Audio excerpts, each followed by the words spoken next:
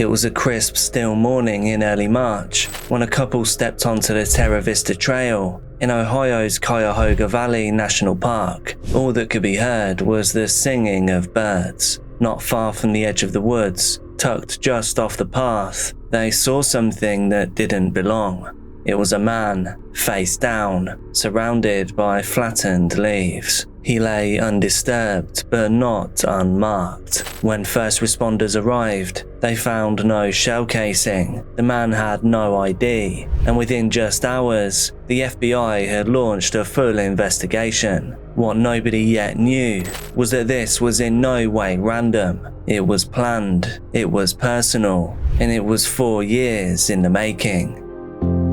By the way, this is Dark Case, and you can call me Jack. I bring you rare and unseen true crime cases, as well as other things that you may later regret knowing, with regular uploads every single week. So if that sounds like your kind of thing, then make sure you join the Dark Case family now by hitting subscribe and turning all notifications on. And now for today's silly little question. If someone were to make a movie about your life, which actor would you want to play the role of you? Let me know down in the comments. All of your support over on Patreon, as well as via channel memberships here on YouTube, are so appreciated, and I really can't thank you enough. However, thank you. But now, on with the video.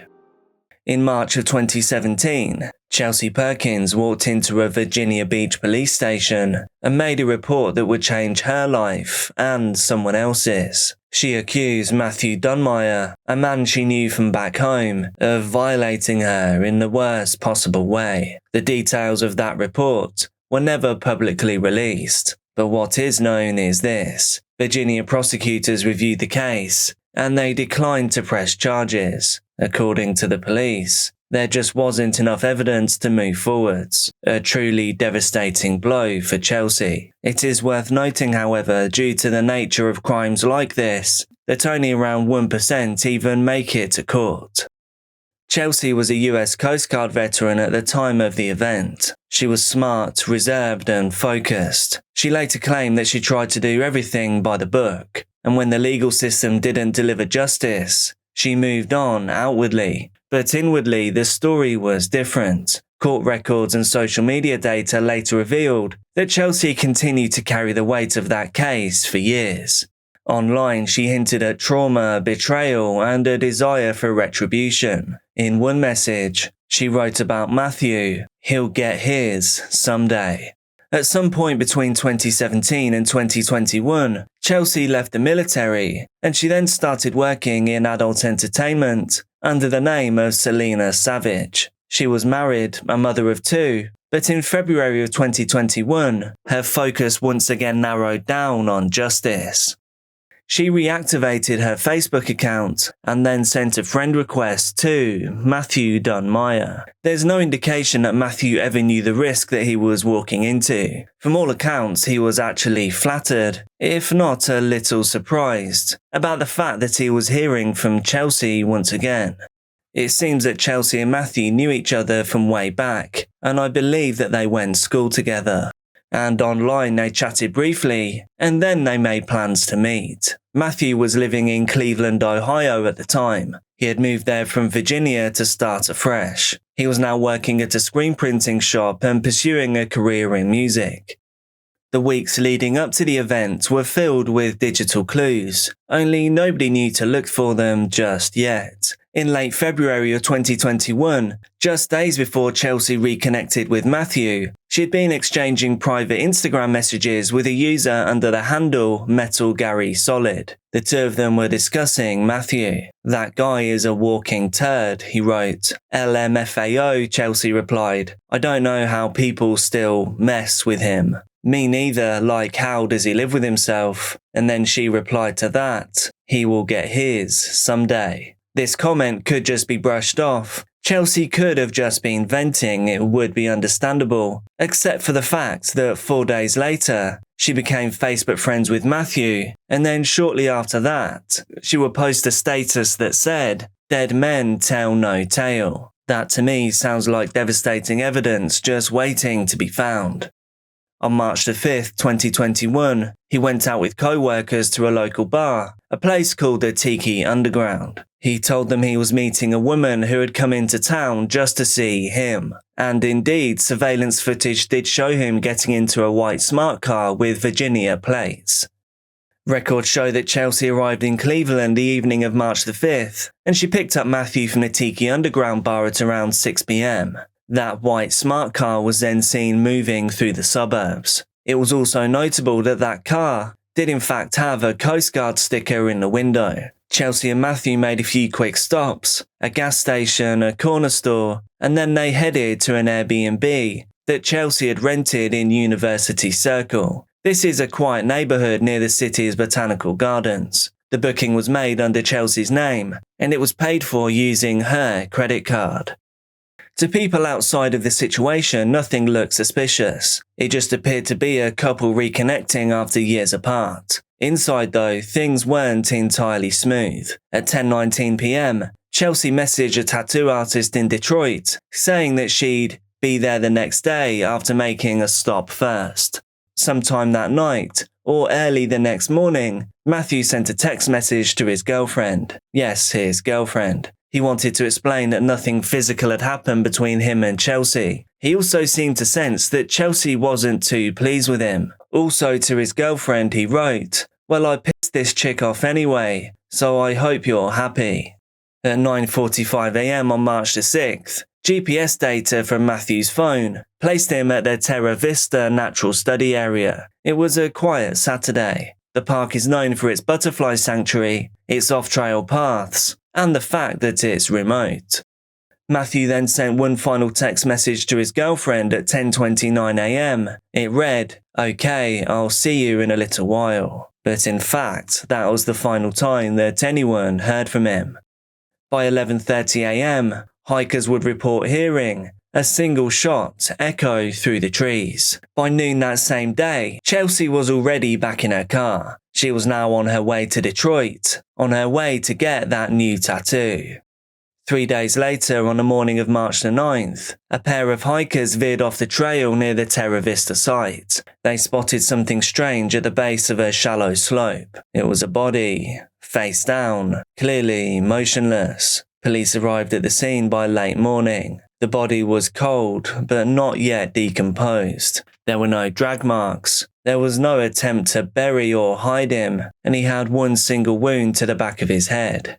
Within hours, dental records and a missing persons report confirmed his identity was 31-year-old Matthew Dunmire. Detectives contacted his employer, friends, and girlfriend. That's when the text messages started to matter. His girlfriend handed over the final message, "Okay, I'll see you in a little while," which helped investigators to put a time on the event. Matthew's co-workers remembered the woman from Virginia, the woman that he'd been so excited to see. They also remembered the smart car, the Airbnb, and then the Facebook messages were revealed. It all started to take shape, but the evidence was still all circumstantial. However, that would change fast, because just 2 days later on March the 11th, a traffic cam database flagged a license plate travelling from Virginia into Ohio on March the 5th. The car was registered to a Coast Guardsman named John Perkins. John was Chelsea's husband. From that point forward, Chelsea became the centre of the investigation. The FBI got involved, a federal search warrant was issued, and when they knocked on Chelsea Perkins' door later that month, they found far more than even they expected.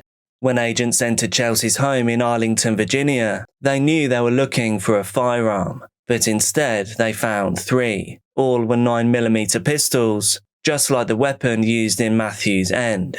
One of these weapons was recovered from a purse containing Chelsea's ID. That purse also had a receipt from her March road trip to Ohio. In addition to the firearms, agents also seized electronics, clothing, and devices potentially tied to the case.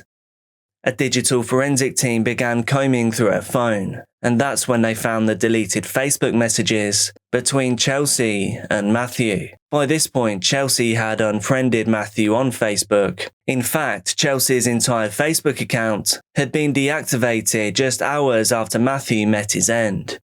Investigators then uncovered GPS data, as well as toll records from her journey to Cleveland. License plate readers had captured her vehicle at multiple points. Security cameras near the Airbnb caught Chelsea arriving and leaving, but the most conclusive evidence came from Matthew's body. Under his fingernails was traced DNA from Chelsea, and on hair taken from an intimate area, more DNA was found matching Chelsea's. Investigators found even more damning digital evidence after the crime. The FBI recovered a draft final note. She had written it as if it was from Matthew's point of view. "If you're reading this, it is too late," the note read. "I'm sorry I beat you, and I raped a couple of chicks years ago. I am a shitty person and paid for my sins with blood." However, she deleted this note after Matthew met his end. But in the digital world, nothing is ever really gone. The implications of all of this evidence were clear. Chelsea had not just planned to end Matthew, she had planned to stage it as self-inflicted, to script his final words, and to control the narrative completely. Despite the mounting, devastating evidence, Chelsea wasn't arrested immediately. For nearly 9 months, she remained under surveillance. In December of 2021, the FBI finally made their move. She was taken into custody and was then charged with first-degree murder, as well as firearms violations on federal land. If convicted, she faced life in prison plus 10 years. A Pensacola woman is accused of shooting a man in the back of his head at a national park in Ohio. Federal investigators say the two stayed together at an Airbnb the night before, and the woman allegedly killed him while she was on the way to Michigan to get a tattoo. WKRG News 5's Cody Long is live tonight in Pensacola, where authorities arrested her yesterday. Cody? Yeah, it's been about 9 months since the man's body was found near Cleveland, Ohio, and today we learned the woman accused of killing him lives right here in Pensacola. 31-year-old Chelsea Perkins is charged with murder. She was arrested Thursday at her home on Breckenridge Drive. She's accused of shooting and killing Matthew Dunmire on March 6th. Hikers found Matthew's body a few days later near Terra Vista Cemetery, a burial ground at the Cuyahoga Valley National Park in Ohio. 4 days before his body was found, the FBI says he was out with co-workers at a bar in Hudson, Ohio. He told his supervisor he was going to meet a girl who was staying in the area for the weekend.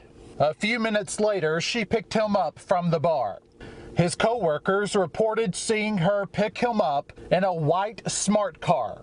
That car belonged to Chelsea's husband in Arlington, Virginia. She and Matthew left and went to her Airbnb. The next morning, she texts a tattoo artist in Detroit and says she's on the way, but first, she has a stop to make. That stop was at the national park. Investigators say her DNA was found on items at the crime scene, and her phone's GPS showed she was in the area at the same time as the victim. Chelsea Perkins rejected a plea deal that could have spared her life in prison if she was found guilty on a first-degree murder charge. The deal included 27 to 31 years behind bars, meaning she would be 65 years old when she got out. Now the case likely heads to trial, and her fate will be in the hands of a jury. Chelsea initially rejected a plea deal that would have given her over 27 years in prison. But as trial approached, and the evidence kept on stacking against her, she decided to change her position. On March 27, 2025, Chelsea Perkins pleaded guilty to second-degree murder and using and discharging a firearm during a crime of violence on federal property. New tonight, a Virginia woman has pleaded guilty to second-degree murder for a shooting that happened in Cuyahoga Valley National Park back in 2021. 35-year-old Chelsea Perkins admitted to shooting 31-year-old Michael Dunmire at the Terra Vista Natural Study Area in Valley View. If the judge accepts Perkins' plea agreement, she will face 20 to 25 years in prison. In court, she answered questions softly. When asked if she had done this to Matthew Dunmire, she said just one word: yes. Prosecutors dropped the first-degree charge as part of the plea. If the court accepts the agreement, she will serve between 20 and 25 years in a federal prison. Her sentencing is scheduled for September the 9th, 2025. It's likely the final chapter in a case filled with secrets, trauma, and irreversible choices. This story, however, has an absolutely insane twist, because it wasn't the only tragedy to come out of that March morning in the woods. Because whilst Chelsea waited for charges, Matthew's mother took justice into her own hands. Before Chelsea was ever charged, Matthew's mother, Tommy Lynn Dunmire, had grown tired of waiting. Desperate and grieving, she launched her own investigation. She believed that she had found her son's attacker, a 30-year-old woman in Washington, D.C. However, as we know, she was wrong. Disguised as a UPS driver, Mother Tommy confronted the woman, pulled out a firearm, and then blasted her twice in the abdomen. Miraculously, the woman survived. Tommy fled the scene. Police later stopped a car driven by Matthew's father, John, and while officers questioned him at the roadside, the grieving Tommy ended her own time on this earth inside the vehicle. After Matthew's death, his mother, Tommy, back on the East Coast, tried to track down the suspect on her own, according to her brother. But investigators say she shot the wrong woman at a home in Washington, D.C., where she knocked on the front door disguised as a UPS driver. That woman survived, but as police closed in, Tommy took her own life. It was like a movie. It was all so surreal. You know, losing Matthew and then his mother, 6 months later. I mean, it's been rough. It's been a rough couple of years. John was sentenced to 3 years and 6 months in prison for his role in the attempted murder. He was released in March of 2025. John now writes occasional tributes. On Matthew's online obituary, one reads, "Matt, I miss you, son. I think about you every day. I love you, son. I'll see you in Valhalla, Dad." So what actually happened during Chelsea's moment of retribution? Here's the series of events. At around 10 a.m., Chelsea and Matthew entered the national park together. They left the marked path, walked into the woods, which took them away from other hikers and limited visibility. What happened next took just seconds. Chelsea drew the firearm from her bag. She raised it behind Matthew's head and then pulled the trigger. It was over in an instant. There was no struggle, no second shot, just one carefully planned and calculated move. And so Chelsea left him there, face down in the leaves. She had the foresight to pick up the shell casing. However, she did make one glaring error at the scene. A water bottle left beside his body carried the DNA of both of them. It's believed the actual attack took place between 11:30 and 11:40 a.m. Just minutes later, a couple crossed paths with a woman in the woods. The woman was dressed entirely in black, a hoodie, knee-high boots, black pants. She didn't seem frightened or rushed. They said she just seemed blank. When they asked if she was okay, she told them that she was lost, that she was looking for a cemetery. Then she turned and walked away. What no one realized in that moment was that woman was Chelsea, and just moments before, she'd committed murder. Chelsea will likely be in her mid-50s when she's released, assuming that is that she serves her full time. She will leave behind 2 children, who were 7 and 9 at the time that the crime occurred.